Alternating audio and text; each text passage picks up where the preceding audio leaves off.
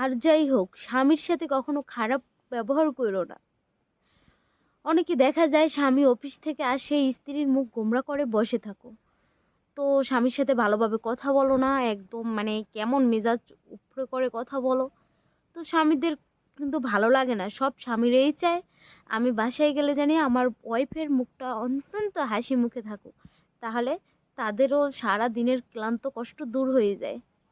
কিন্তু আমরা কি করি, স্বামী রেখা অন্যদেরকে ভাল লাগে, অন্য পরপুরুষদেরকে ভাল লাগে, এটা করে বউর জন্য, ও ওটা করে, এই নিয়ে সারা দিন স্বামীকে কথা শোনাই। এটা কি উচিত আমাদের? ইসলামে বলেছেন স্বামীকে কখনো খোঁটা দিয়ে কথা বলবা না, কারোর সাথে তুলনা করে কথা বলবা না। এর থেকে খারাপ পাপ, খারাপ কাজ আর কিছু হতে পারে না। সো কেউ এমন করবে না স্বামীর সাথে। আর